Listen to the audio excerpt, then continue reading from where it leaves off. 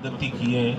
कब पक्षी जब घोंसला छोड़ता है, बम्बई, सूरत, चेन्नई वो गए, तो आज की तारीख में वहाँ हजारों तरह के बिजनेस करने के लिए हजारों लोग बिजनेस में लगे हैं, उसमें काम में लगे हैं। ठीक है कि टॉप तक नहीं पहुंचे, पर कम से कम एक आत्मसम्मान पूर्वक जीवन तो व्यतीत कर रहे हैं। तो इसी तरह से अपन मारवाड़ वाले मारवाड़ में बैठे रहेंगे तो मारवाड़ी कहलाएंगे भाई।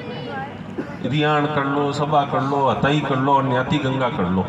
उससे ऊपर भी है कि थोड़ा बाहर भी जाना चाहिए, और बाहर जाने का आधार भी वही है कि पढ़ाई है। जब कुरीतियों को छोड़ेंगे तुरंत आगे बढ़ेंगे। मैं विश्वास करता हूँ और विश्वास दिलाता हूँ, आप 15 साल का एक प्रयोग करके देखो, 1500 साल के इतिहास को वापस जीवित कर दोगे। सामाजिक मूल्यों में, समाज में, हर जगह में पतन हुआ है, पर सबसे ज़्यादा पतन अपने को देखना चाहिए कि रामायण में तो क्या था। इतिहास की बात करते हैं, रामायण में शबरी का उच्च स्थान था, और महाभारत आते आते अंगूठा लेके।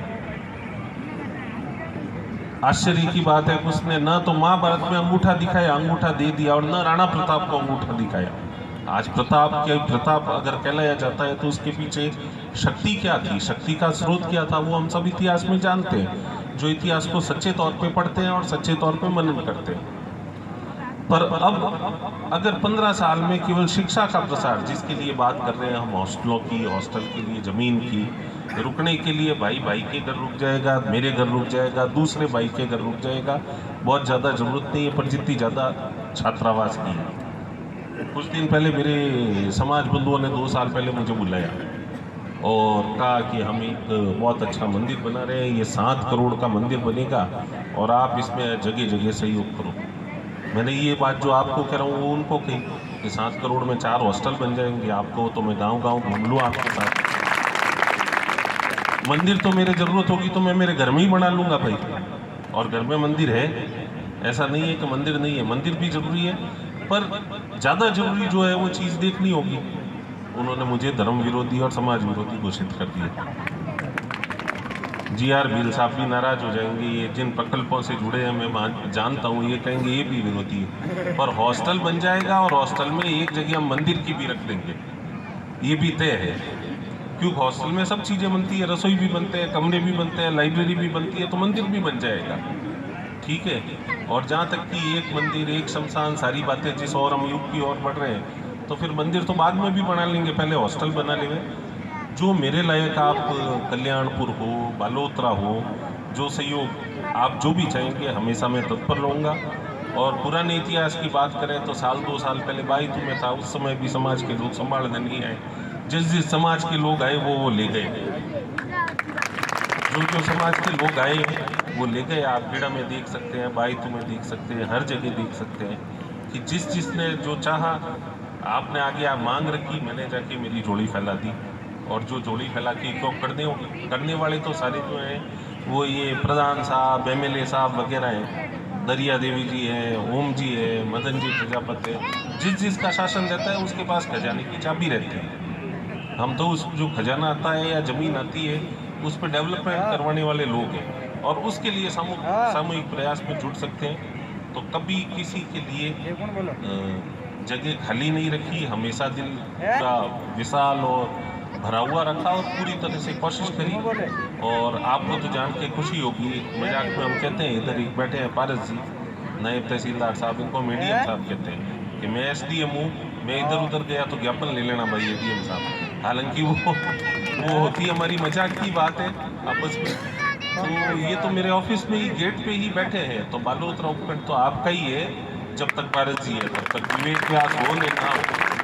पर पारस जी से या डॉक्टर साहब से ये हमेशा अपेक्षा रहती है कि अब आप ऊपर आ गए, कम से कम 4 जनों को और 12 साल पहले मैं मेरी बच्ची को दिखाने गया डॉक्टर साहब को, डॉक्टर साहब मुझे नहीं जानते थे, मेरी जब पोस्टिंग आई तो मैंने कहा मैं वही आदमी हूँ, कल आया था, मेरी बच्ची 2 साल की थी तुरंत। और डॉक्टर साहब ने देखा ये अनपढ़ SDM कहाँ से आ गया। मैंने कहा एक आपने अटैची से एक बड़ी सी मशीन निकाली, डाली, वो घटना वापस दोहरा रहा हूँ शॉर्ट में। और उस दिन के बाद बच्ची को 7-8 साल तकलीफ नहीं हुई। अब 2-4 महीनों से तकलीफ जारी है, तो बच्ची वापस जोधपुर से आएगी, बड़ी हो गई है, और वापस डॉक्टर साहब के पास जाएगी। और फीस तो पुराने रिश्ते से मैं दूंगा नहीं भाई। पुराना मिनक का भाई है, दोस्त है, सारी चीज़ें हैं, तो वापस बच्ची को भी मैंने कहा। तो इस तरह से अपन जैसे एक दूसरे तीसरे को अभी बैठा था तो मैंने प्रधान साहब ने बताया कि समाज के लिए इनकी सेवाएं सदा निःशुल्क रहती है। मैंने कहा वो ठीक है, समाज की लिए सेवाएं निःशुल्क रहती है, इनका बहुत बहुत अभिवादन, धन्यवाद, 100 बार। दूसरों से फीस लेवे तो भी कोई दिक्कत नहीं, उसमें भी नहीं है, पर उससे ज़्यादा ज़रूरी है कि इस जीवन के बाद कम से कम 10 ऐसे डॉक्टर ये समाज के तैयार करा के जाएं जो आगे 100 साल तक भी फीस नहीं लेते। तब तो इस जीवन में सार्थकता है, बाकी तो ये सेवा लगातार करते रहे और केवल समाज की नहीं हर जगह ये सेवा करते हैं। ऐसी उम्मीद मैं पारस जी से भी करता हूँ, ऐसी सब लोगों से करता हूँ कि ज़्यादा से ज़्यादा इस चीज़ का यूज़ करें। लाइब्रेरी इम्पोर्टेंट है, हॉस्टल इम्पोर्टेंट है, सारी चीज़ें इम्पोर्टेंट है और उसको करके आप तो 15 साल 20 साल में कुरीतियाँ छोड़ते हुए समाज एकदम ही चेंज हो जाएगा। सब लोग एकदम बम्बई स्टाइल में हो जाएंगे।